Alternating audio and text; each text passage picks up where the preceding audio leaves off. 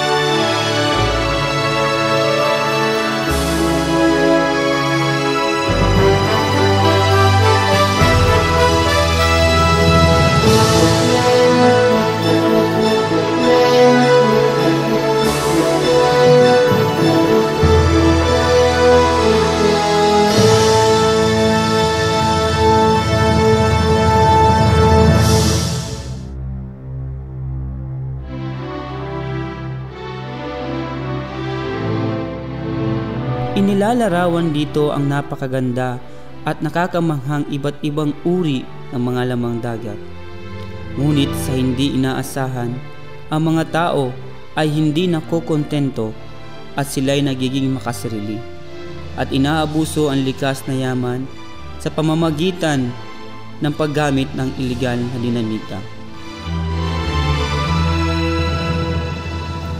Para maganda itong mga isda. Medyo maliliit nga lang iba pero bungkol-bungkol. Okay na rin to at marami.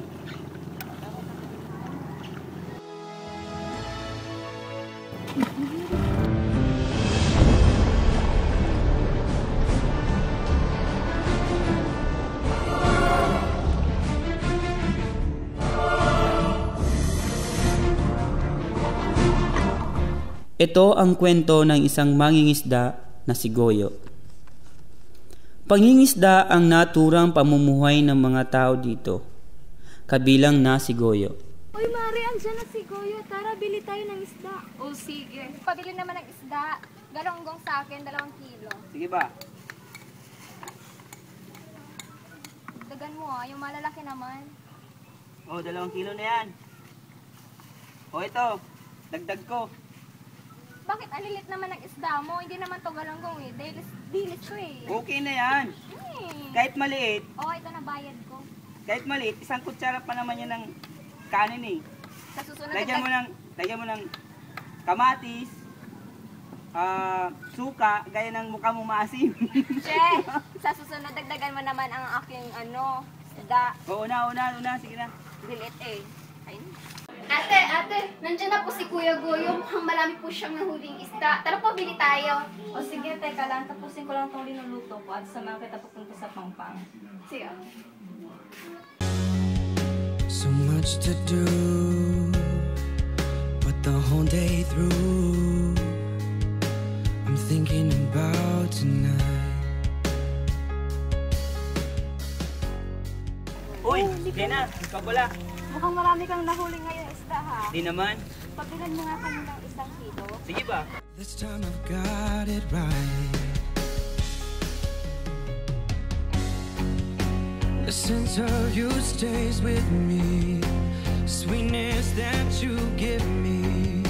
I know that I can let you go. I'll give you all of me and more.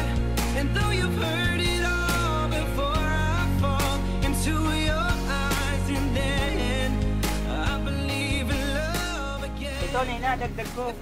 Salamat ha. Umauna na kami Goyo. Salamat po. Sige. Nena, wala. Ikaw ha, parang iba na yung tingin mo kay Nina. Pansin ko yun. Di ikaw napaka-dismosa mo.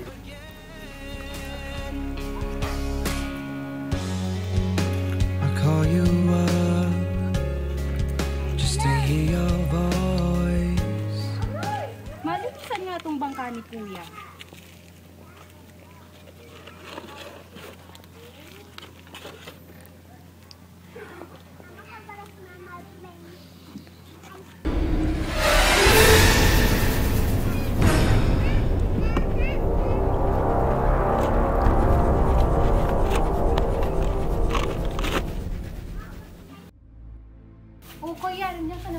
Pero ba tayo makakain dyan? Meron sa balon lang po, wala ako.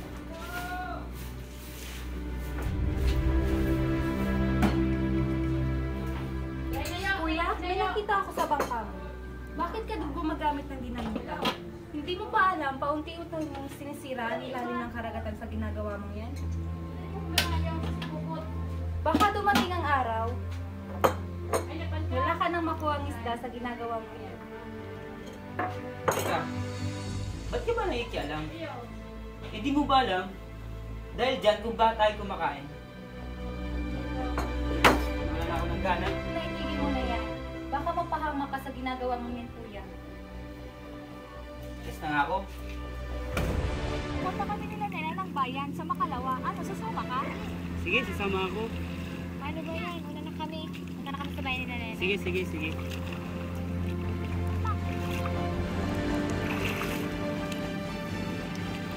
Paano ba yan? Wala akong pera. Kailangan ko muna mga isda para makasama ko kila Nena. Naku, maganda din ito mga isda. Maraming mga isda. Maliliit nga lang pero okay na to. Para makasama ko kila Nena. Wala naman tao.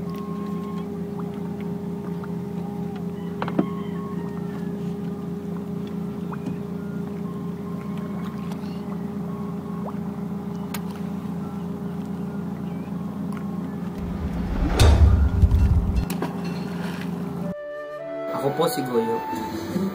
Ako po ang mangingisda na gumagamit ng dinamita sa karagatan. Hindi ko po sukat akalain na mali po ang aking ginagawa. Ngunit patuloy po pa rin ang aking pagdinamita. Hindi ko akalain na sa akin din po pala babalik ang aking mga ginagawa sa hindi tamang paggamit sa ating likas na yaman. Ako po'y nananawagan sa lahat ng mangingisda na kahit anong mangyari, huwag na huwag gumamit ng dinamita. Hindi dahil sa ito'y pinagbabawal ng ating batas, kundi ito'y nakakasira ng ating kalikasan.